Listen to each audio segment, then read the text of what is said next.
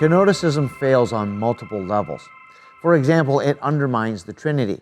Right. If Jesus doesn't actively engage each of his divine attributes, he can no longer be said to subsist in the full essence of God. Yeah. So if during the incarnate period Jesus was on a leave of absence from the Godhead, the Trinity becomes a binity.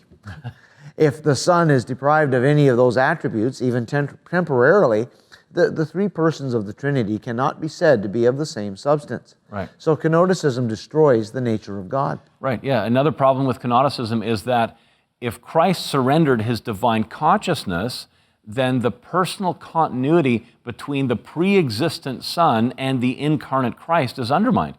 Donald MacLeod writes, up to the moment of his enfleshment, according to this theory, his knowledge suddenly contracts from infinity to that of a first-century Jew.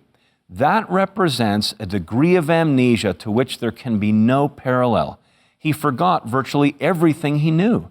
After an eternity of divine self-awareness, he would suddenly not know who he was. Indeed, considering the importance of memory to personal identity, he would not even be who he was.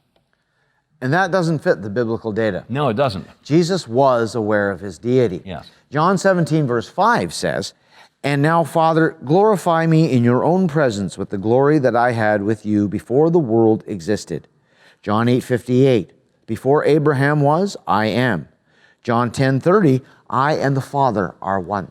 Okay, so he understands his unity with the Father. And no, it wasn't only later in his ministry, after he regained his divine consciousness, as some say.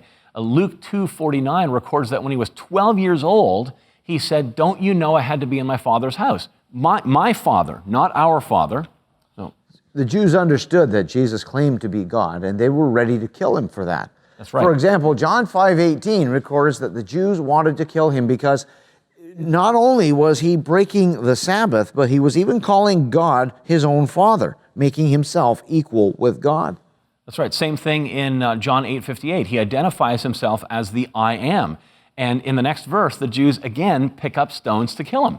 In John 10:30, he says, "I and the Father are one." And again, the Jews understood that he saw himself as God, and they again picked up stones to kill him in the very next verse.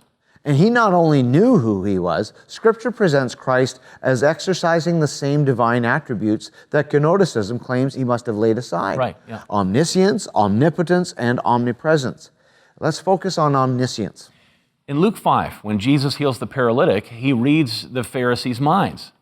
That they didn't voice their concerns there. In John 1:47-49, Jesus not only recognized Nathanael without ever having met him before, but he knows his character.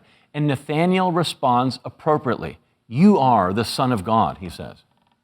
Jesus knew the Samaritan woman had 5 husbands, that Lazarus was dead long before he arrived in Bethany. John 2:25 says that he knew all men and what was in men. In John 16:30, the disciples conclude, "Now we know that you know all things." And Jesus didn't correct them, saying, "No, I only know what God the Father reveals to me." Right. Jesus himself is omniscient.